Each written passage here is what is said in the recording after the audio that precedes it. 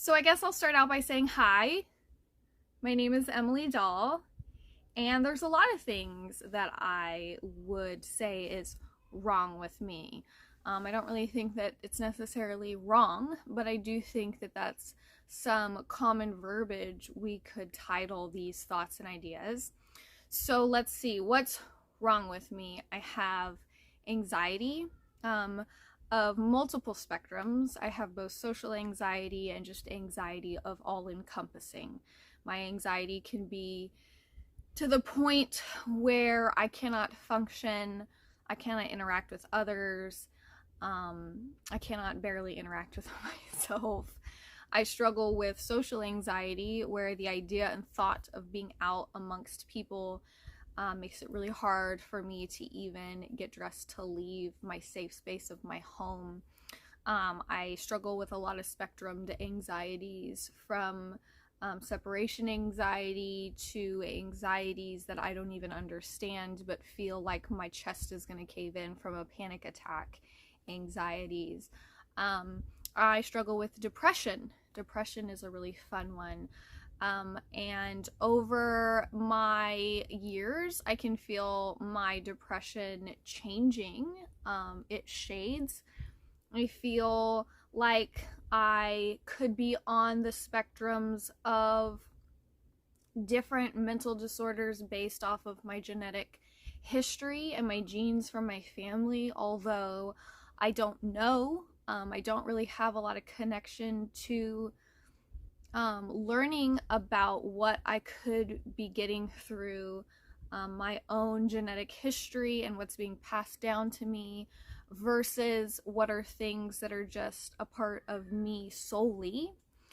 When it comes to my depression, I have horrific, like manic episodes, and I go through very idealistic, like focused mood swings and ideologies that I make up in my own head when I'm going through these episodes that are completely fabricated within my own mind based off of traumatic things that happened in my past. So when I'm like in these manic episodes of depression and panic attacks and anxiety, I tend to elevate my situation that I'm going through based off of things that I'm making up in my own head that are past traumas that I still haven't sorted through.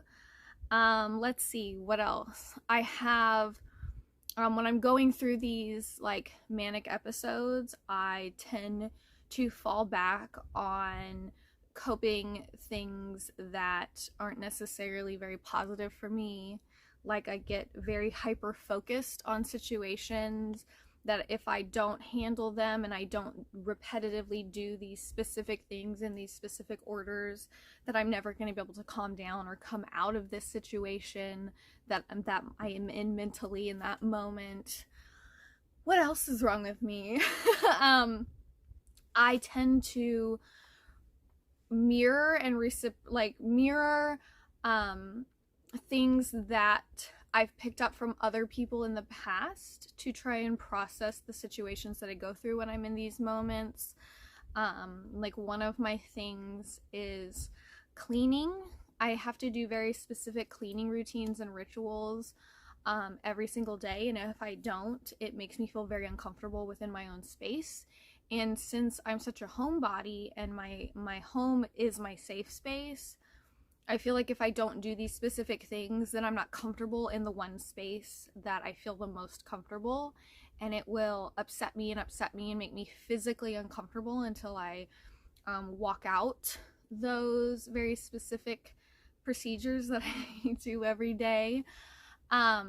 There's things that trigger me that I consciously know where they came from, and I know that they're not positive for me, but I can't seem to stop them. And if I don't allow them or I don't placate them, I feel uncomfortable within my own body.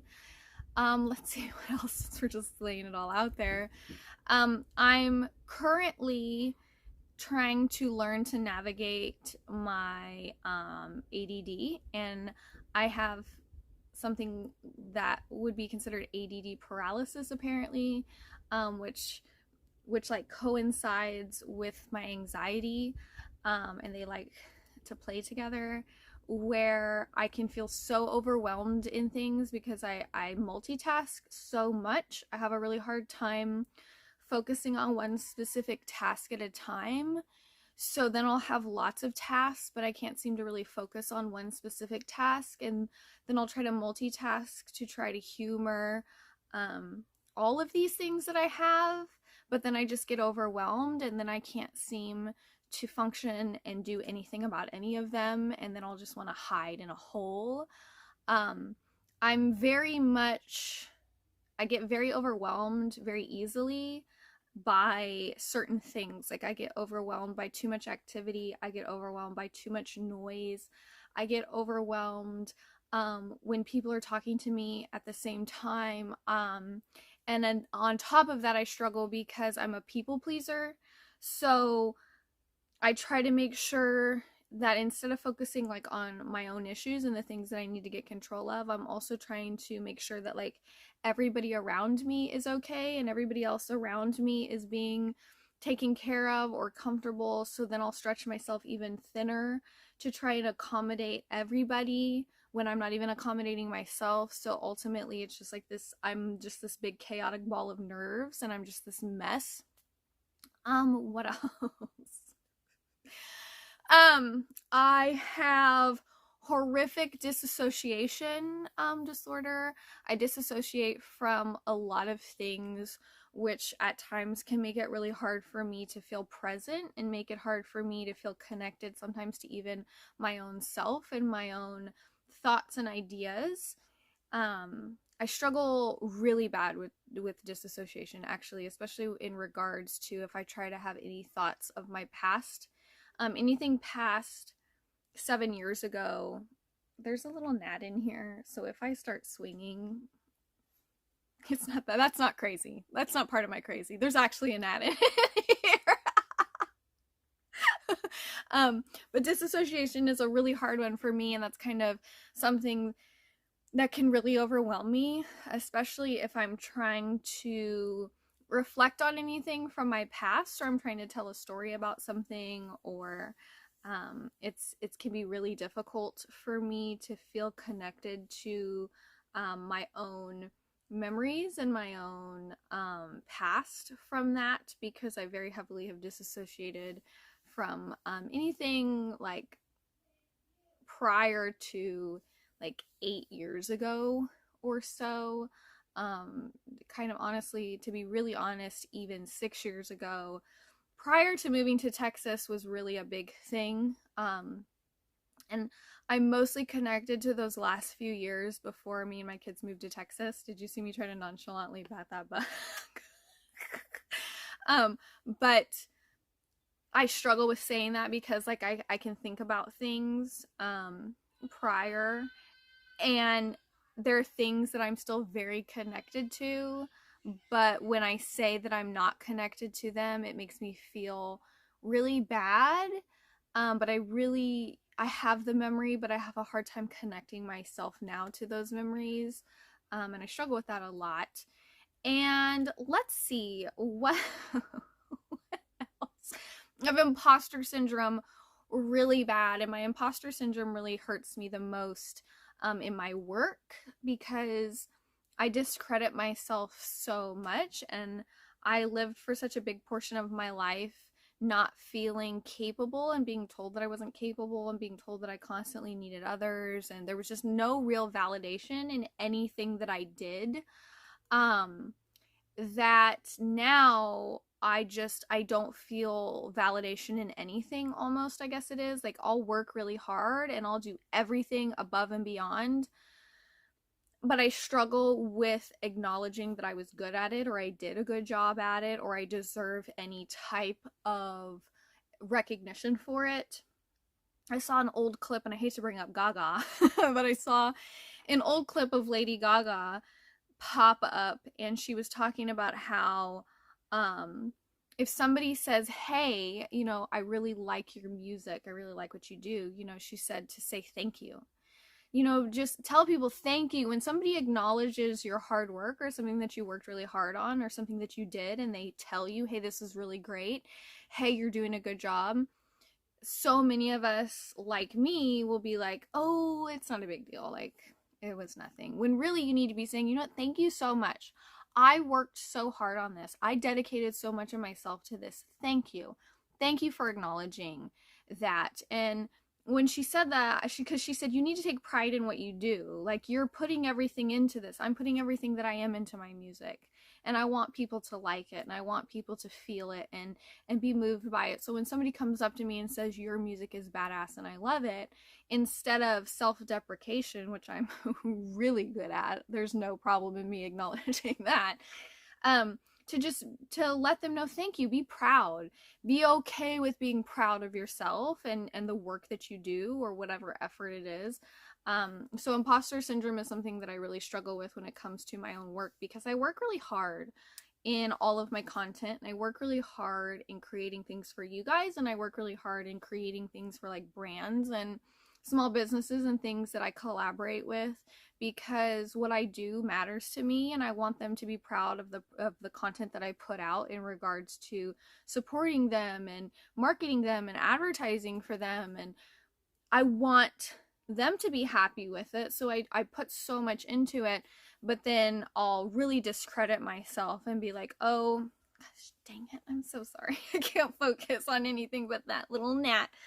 I'm like, it's not a big deal. Well, you spent all day shooting this. You spent another day prior to that, really researching this company and everything about it. You dug deep into it, you filmed it, you edited the whole thing. Like, you've literally spent an entire week of your life researching, collecting, filming, editing, photographing, reviewing, trying, testing, and putting all of it together. Like, you've already done so many jobs just to create this one piece of content to put out. Like, be proud of yourself, and this is worth something. So I struggle with imposter syndrome like a crazy person, because I am a crazy person. But I have a lot of things that you could say are wrong with me. I struggle with feeling guilty all the time that I'm not measuring up to people's expectations of me. I constantly struggle with feeling like I'm not good enough. I am letting people down. I could be doing more. What am I even doing here? Am I even doing anything?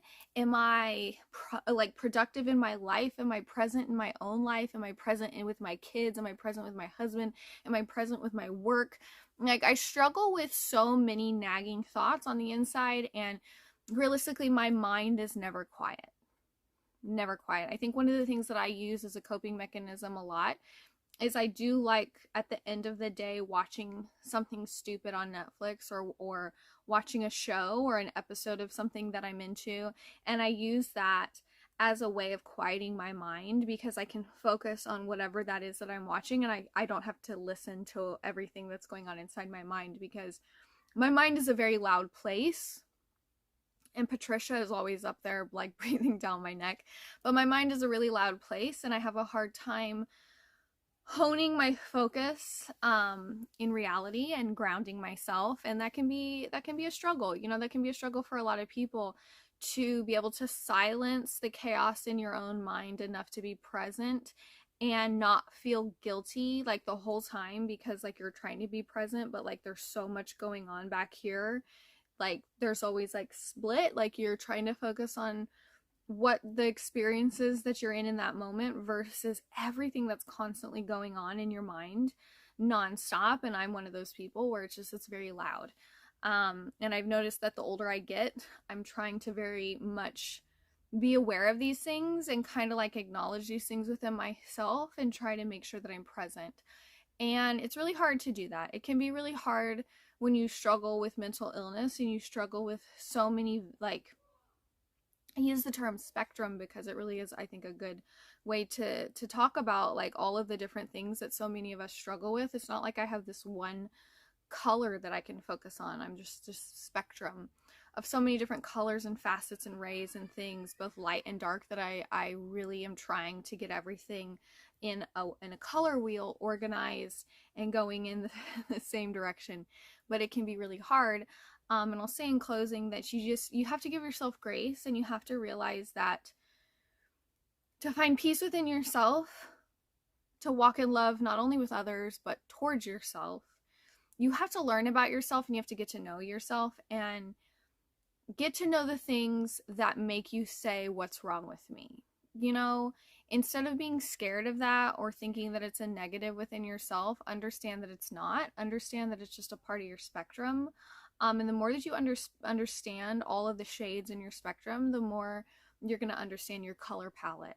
And if you can figure out your color palette, you can at least understand a little bit more about yourself, and so you can have a little bit more balance. I haven't figured it all out. It's going to be a struggle for the rest of my life, and I understand that, but I'm willing to put in the work. So make sure that you're willing to put in the work to get to know yourself and to get to know your color wheel and your color palette and all of the spectrums that make you who you are. And just remember that there's nothing wrong with you. There's nothing wrong with you.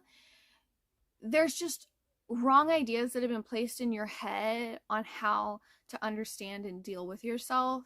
And I think the more that we go easy on ourselves a little bit and stop holding ourselves to such crazy high standards that may be portrayed throughout society as like idealistic, just remember life isn't idealistic. So you don't have to be either. So let's move on to our next segment, shall we?